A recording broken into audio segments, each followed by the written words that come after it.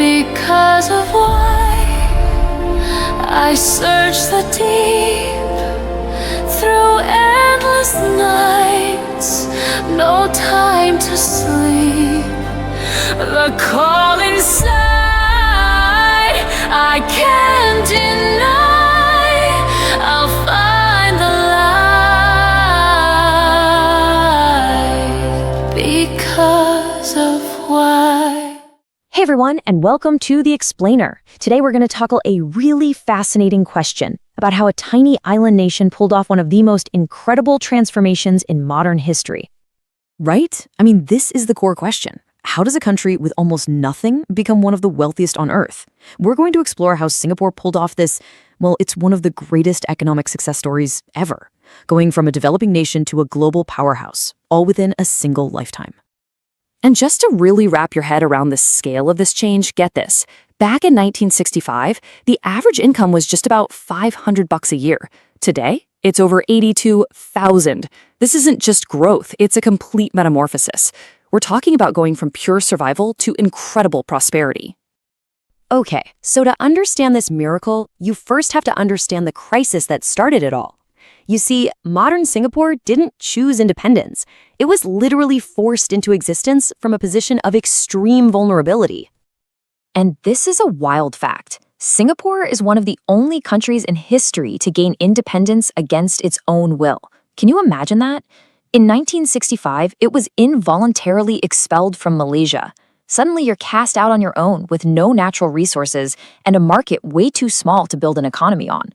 For Singapore, that was the grim reality. So, facing this, it was an existential threat. The government, led by the People's Action Party, or PAP, they came up with a radical and absolutely iron-willed plan. At first, it wasn't about thriving. It was just about surviving.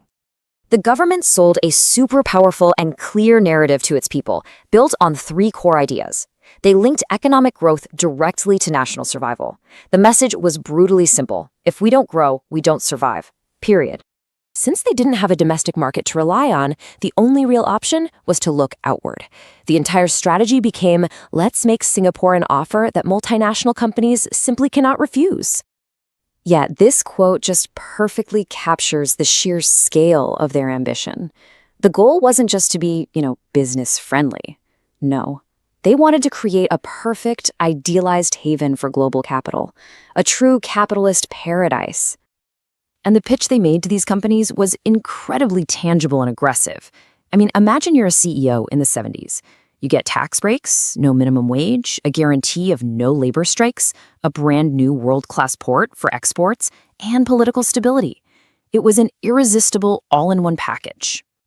But making all these promises, building the ports, the roads, the utilities, that required a ton of money. So for a country that started with basically nothing, where on earth did that capital come from? Well, the answer was both ingenious and pretty controversial: a system of forced savings. Every citizen had to pay into a national retirement fund called the CPF, and since this money was locked away for decades, the government could then access these funds at low interest, effectively turning citizen savings into the engine for national development. Now this is absolutely crucial. A high-risk system like this only works because of a completely incorruptible government. The state's anti-corruption bureau was famous for investigating its own ministers for even a hint of wrongdoing, making sure that every single dollar was spent exactly as intended. And the result of that relentless focus on clean governance was a system just built for extreme efficiency. You can see it in the World Bank scores. It created a highly trusted and effective environment, cementing its reputation as one of the easiest places on the planet to do business. And the results of this first phase, they were just staggering. In just 2 decades, the average wealth per person exploded, increasing 14 times over. 14! That's a leap in prosperity you almost never see. But of course, this story doesn't end there. After 20 years of non-stop, incredible growth, a crisis hit. And it was a massive wake-up call that forced Singapore to completely reevaluate its winning strategy. Yeah, this was the country's first recession since independence, and it was a huge shock to the system. It revealed that their economy was dangerously dependent on foreign manufacturing companies that could just pack up and leave at any time. A new plan was definitely needed. And this forced a major pivot. The entire economic model shifted. They moved away from just relying on foreign manufacturing and started pushing toward higher value services and homegrown businesses. The state's role also changed dramatically, from being the lead entrepreneur to becoming more of a market liberalizer, setting the stage for others to succeed. A core part of this new strategy was investing in their single greatest resource, their own people. The government started privatizing state giants, pushed hard into new sectors like finance and biotech, and just poured money into education. This created a world-class workforce, which today ranks second globally for talent competitiveness. It totally worked. So this half-century journey of constant adaptation has created the modern powerhouse we all see today. But, as you can probably guess, with that level of success come new and pretty complex challenges. Today, Singapore's success as a global financial hub is just undeniable.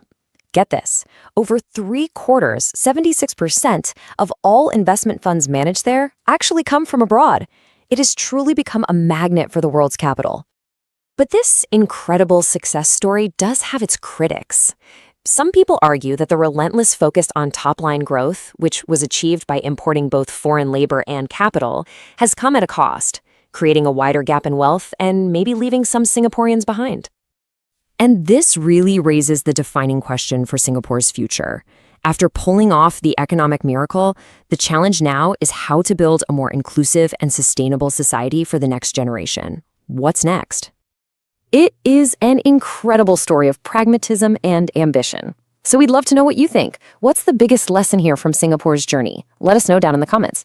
And hey, if you enjoyed this explainer, please do us a huge favor and hit like, share, and subscribe for more. It's been great exploring this with you. Thanks for joining us on The Explainer, and we'll see you next time.